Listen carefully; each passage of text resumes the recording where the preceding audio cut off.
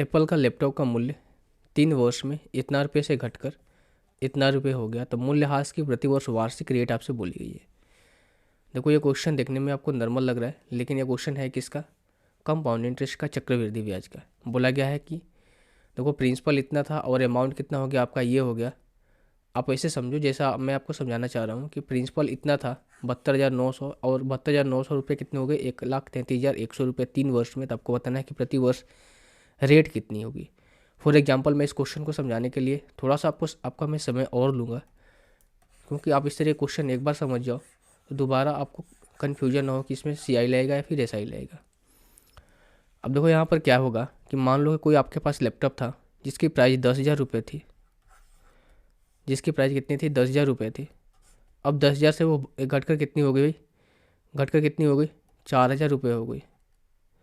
4,000 रुपये हो गई। बोला गया कि प्रति वर्ष उसका रेट कितना रुपये से घट रहा है। अब देखो पहले साल इसने 5% के रेट से घटा, 5% रेट के साथ घटा, तो 5% रेट के साथ ये घटा होगा। तो आप यहाँ से देखो 10,000 का 5% निकालोगे, कितना हो जाएगा भाई?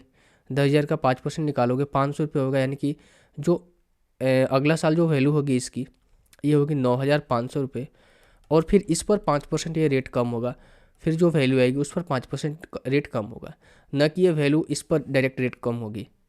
ठीक है, बात को समझ रहे हो कि अगर मैं यहाँ से डायरेक्ट यहाँ से रेट निकालूँ तो कुछ और आएगा, लेकिन आपको रेट कैसे निकालनी है भाई?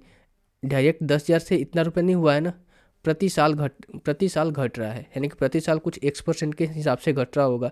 तो अभी जो 10,000 मूल्य था, अब इस पर 9,500 हुआ, और 9,500 पे 5% रेट और घटा होगा, तब ये वैल्यू यहाँ से आई होगी। ठीक है, तो इसीलिए इस तरीके के क्वेश्चन में हम क्या करते हैं, CI वाला कंसेप्ट जो है वो हम लगाते हैं।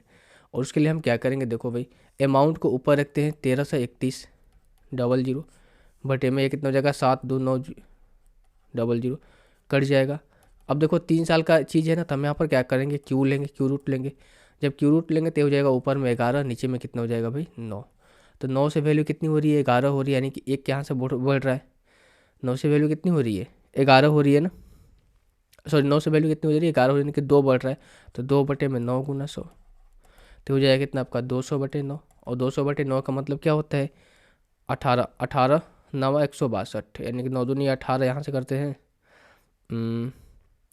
फिर 2 बचेगा, ओहो माफ़ कीजिएगा, मैं बोलते बोलते बह गया, किस में? CI में ही बह गया। ठीक है, देखो यहाँ पर चीज़ें क्या है कि 11 रुपये वैल्यू थी, घटकर कितनी हो गई? 9 रुपये हो गई। यानी कितना रुपये घटा भाई? 2 रुपये घटा, 2 रुपये घटा। और किस पर घटा? 11 पे न घटा, इंटू 100।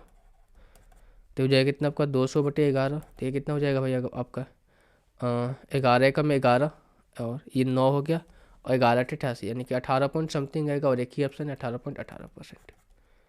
मैं आपको बताते बताते CI के लहर में बह गया था, पर वो चीज़ ऐसे नहीं है। बस इस क्वेश्चन को CI के तरीके से हम यहाँ से सॉल्व करेंगे, पर अगेन जो वैल्यू है ना 11 से घट के 9 आ रही है। CI में हम क्या करते थे कि 9 से बढ़ के 11 हो रहा था, तो रेट निकाल रहे थे। यहाँ पर उल्टा हो रहा है ना, वैल्यू कितनी थी? 1,33,100 रुपये, और घट के कितना होगा? 72,900 रुपये। तो 11 से ना हम निकालेंगे, जो बेस वैल्यू मानेंगे किसको मानेंगे? 11 को मानेंगे। CI के केस में बेस वैल्यू किसको मानते हैं? जो नीचे वाली वैल्यू होती है उसको मानते हैं। चीज़ें आपको समझ में आ रही होगी।